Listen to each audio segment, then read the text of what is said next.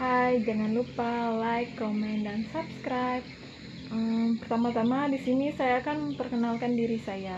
Nama saya Noviana Francisca, kelas A14, Prodi PPKN semester 4. Di sini saya akan menjelaskan tentang demokrasi Indonesia. Langsung saja latar belakangnya. Di Indonesia telah banyak menganut sistem pemerintahan pada awalnya. Namun, dari semua sistem pemerintahan yang bertahan mulai dari reformasi 1998 sampai saat ini adalah sistem pemerintahan demokrasi.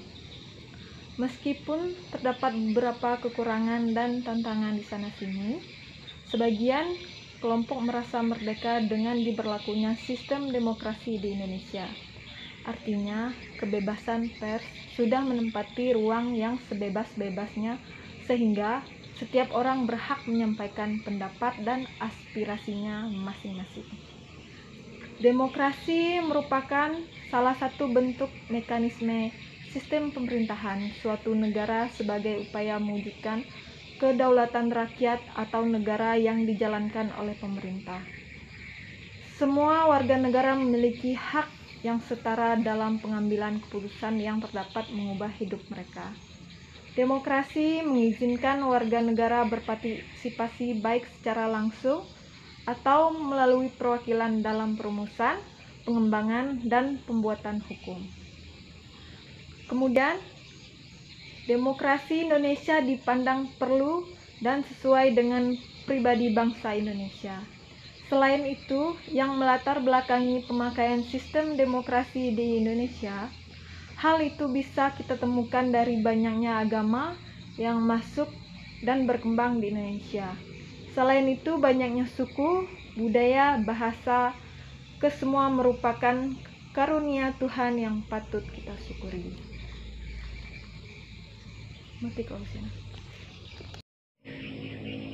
Selanjutnya, pengertian demokrasi. Demokrasi berasal dari bahasa Yunani, demokratia, yang berarti kekuasaan rakyat.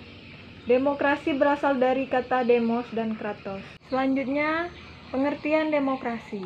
Demokrasi berasal dari bahasa Yunani demokratia, yang berarti kekuasaan rakyat. Demokrasi berasal dari kata demos dan kratos. Demos yang memiliki arti rakyat dan kratos yang memiliki arti kekuasaan. Menurut Kamus Besar Bahasa Indonesia, demokrasi adalah gagasan atau pandangan hidup yang mengutamakan persamaan hak dan kewajiban serta perlakuan yang sama bagi semua warga negara. Berikut adalah pengertian demokrasi menurut para ahli.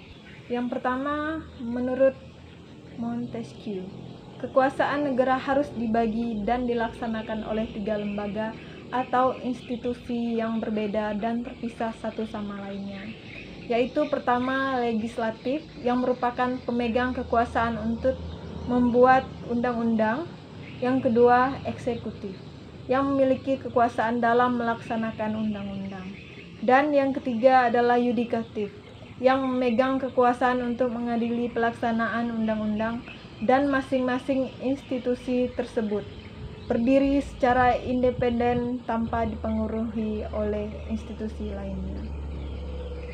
Yang kedua, demokrasi menurut Abraham Lincoln, yaitu pemerintahan dari rakyat, oleh rakyat, dan untuk rakyat.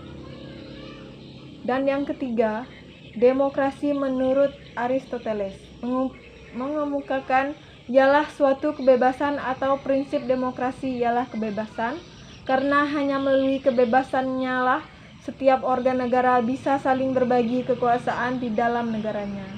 Aristoteles pun mengatakan apabila seseorang hidup tanpa kebebasan dan memilih hidupnya, maka sama saja seperti budak.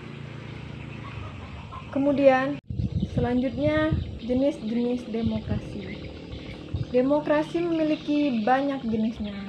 Berikut beberapa jenis dari demokrasi. Yang pertama, demokrasi menurut cara aspirasi rakyat, yaitu demokrasi langsung. Demokrasi langsung merupakan sistem demokrasi yang memberikan kesempatan kepada seluruh warga negaranya dalam permusyawaratan saat menentukan arah kebijakan umum dari negara atau undang-undang. Yang kedua, demokrasi tidak langsung. Demokrasi tidak langsung merupakan sistem demokrasi yang dijalankan menggunakan sistem perwakilan. Dan yang kedua, demokrasi berdasarkan prinsip ideologi, yaitu demokrasi liberal.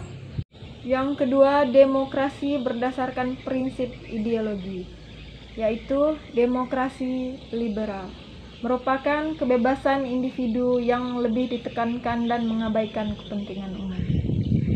Yang selanjutnya, demokrasi rakyat. Demokrasi rakyat merupakan demokrasi yang didasarkan pada paham sosialisme dan komunisme yang lebih mengutamakan kepentingan umum atau negara.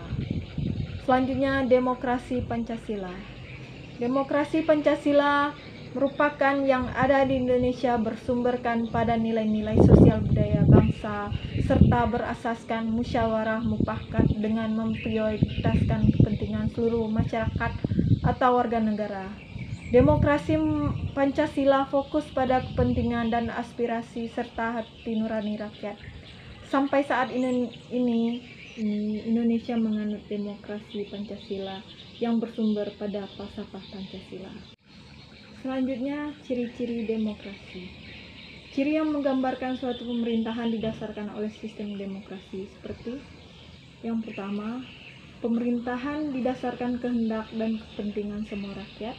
Yang kedua, ciri konstitusional ialah hal yang berhubungan dengan kepentingan, kehendak atau kemauan atau kekuasaan rakyat yang dituliskan dalam konstitusi dan undang-undang negara tersebut. Yang ketiga, ciri perwakilan, yakni dalam mengatur negaranya, kedaulatan rakyat akan diwakilkan oleh beberapa orang yang dipilih oleh rakyat itu sendiri.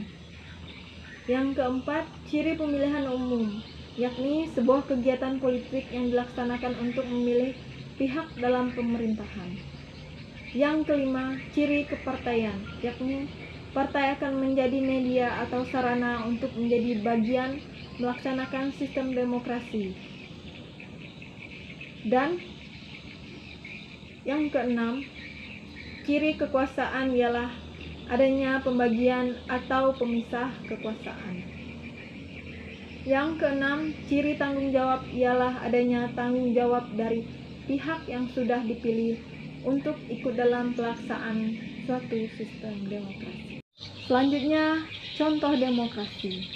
Yang pertama, jenis-jenis demokrasi, yaitu demokrasi langsung.